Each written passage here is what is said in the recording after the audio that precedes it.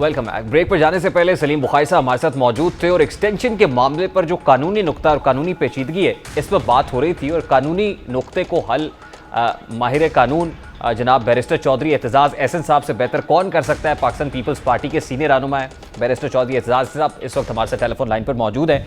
अस्सलाम वालेकुम चौधरी साहब, बहुत बहुत शुक्रिया आपके वक्त के लिए।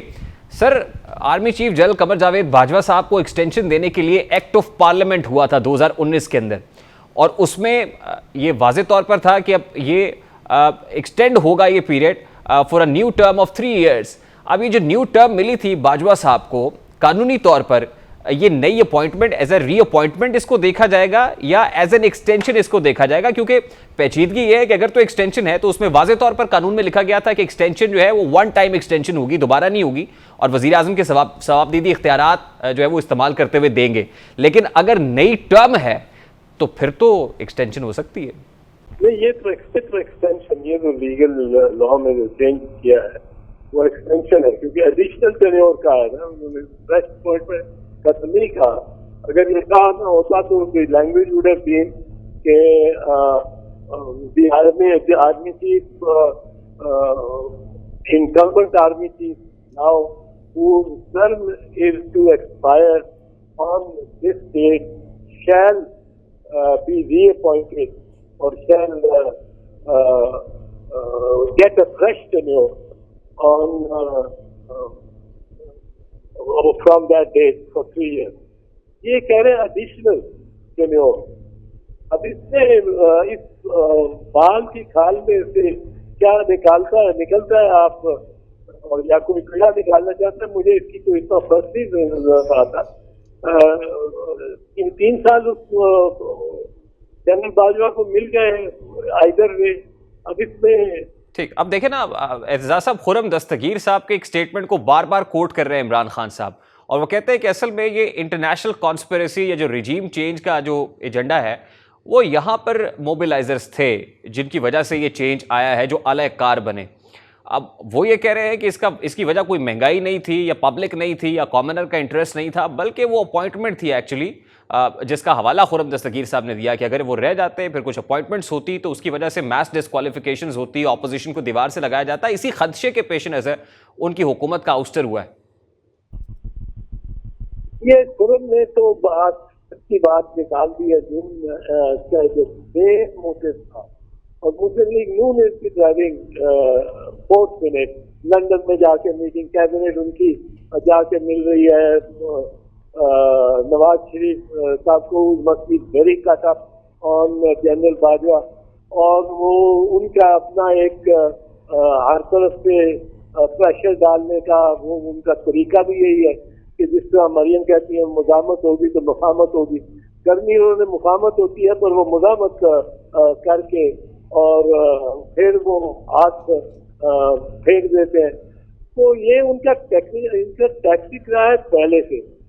अब ये समझना कि army cheap and the appointment of the army chief was the singular matter which was in the minds of all allies in the opposition. I don't think that can be a correct conclusion, but mind you, Khurram Dastgir ने बिल्कुल reflect किया है the mind of the PMLN, और PMLN को यही खतरा था कि हमारे केसेस हमारे खिलाफ हो जाएंगे, ये केसेस जो चल रहे हैं ये हमारे खिलाफ हो जाएंगे, हम डिस्क्वालीफाई हो जाएंगे, हम शायद गिरफ्तार भी हो जाए, हमारी प्रॉपर्टीज भी उससे जब्त हो सकती है।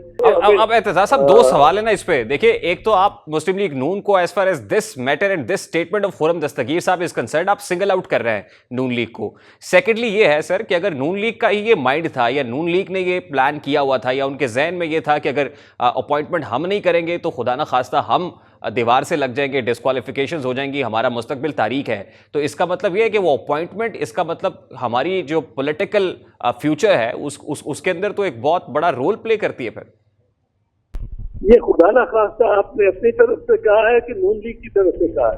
नहीं, ये उनका जहन ये है ना, उन्होंने तो खुदा ना खास्ता ही कहा, सोचा होगा सर। अच्छा, चलो मैं आपकी तरफ से आता हुआ ये हमें क्या भाई, आदमी चीज कोई आए, ये आए, वो आए, जो आएगा he has to serve under the law and the constitution. और अब हम उसमें लेकिन खुरम दस्तगीर में I tell you reflecting only his party's views. I'm sure this is not Akhtar Mangal's view. I'm sure this is not Dr. Malik's view. I'm sure this is not the view of most of the other allies or parties in the government today.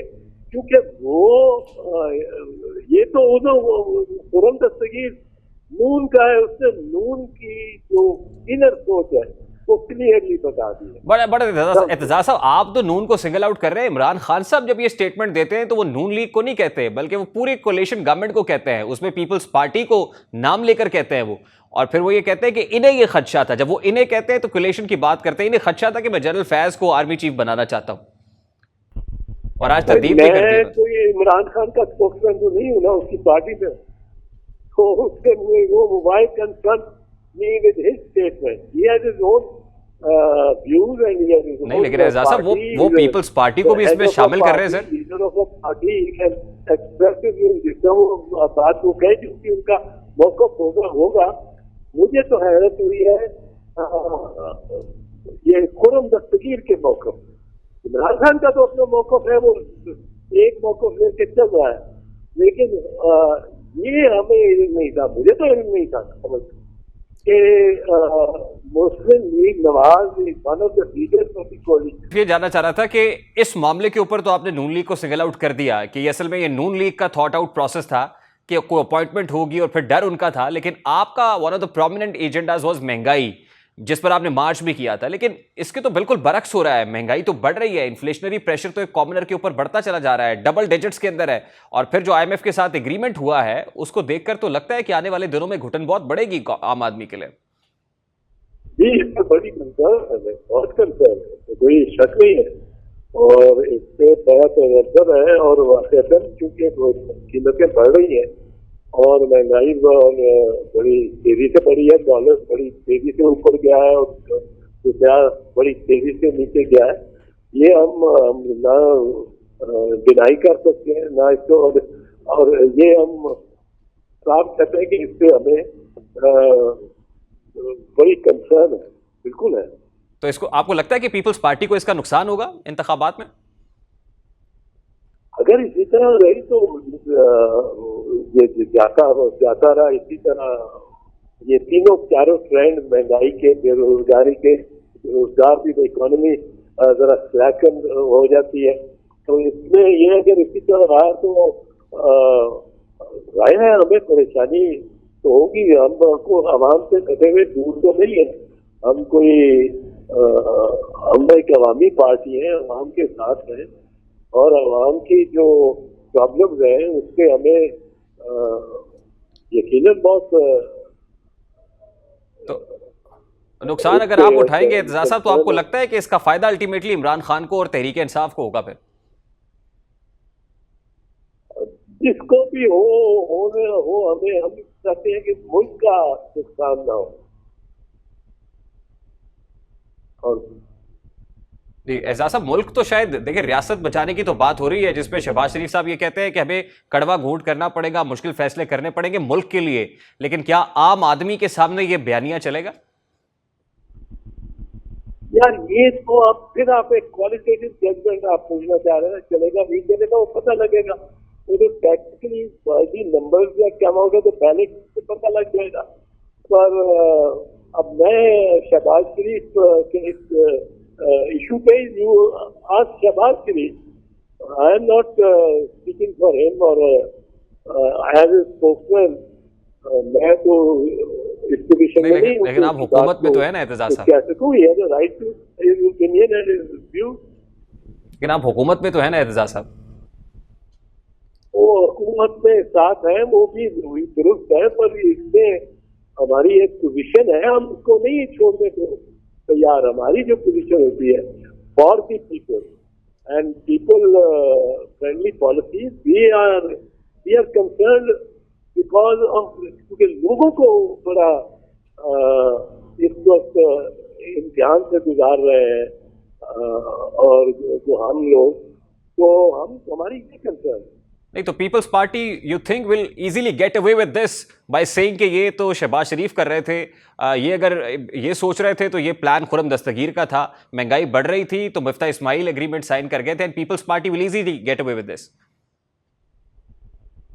देखिए, ये आप वो बातें कर रहे हैं, इत्तेहादों में बड़ा कुछ होता है, इत्तेहाद अगर है तो उसपे काफी गिरेंगे या खड़े होंगे, ऊपर जाएंगे। We have to reflect on these policies and their impact, उनका क्या इम्पैक्ट है, और वो हम करेंगे, अपने तौर पे करेंगे। अपना एक अलग पॉलिटिकल पार्टी है, हम मर्ज तो नहीं हुए हैं किसी जमात में, ना किसी को हमने मर्ज किया है। हमारी एक आइडेंटिटी है, वो बावजूद इसके है और होनी चाहिए। और हमें इन बातों से जिससे शहरी परेशान है, हमें बड़ी तशवीश है। बहुत बहुत शुक्रिया बैरिस्टर चौधरी एतजाज एहसन साहब हमारे साथ मौजूद थे। अभी एक ब्रेक लेंगे और ब्रेक के बाद जब वापस आएंगे तो IMF के साथ मुआहदे की बात करेंगे। इस मुआहदे के बाद क्या मईशत में कोई बेहतरी आएगी या फिर आम आदमी के लिए घुटन बहुत बढ़ने वाली है? इस ब्रेक के बाद इस पर बात करेंगे हमारे साथ।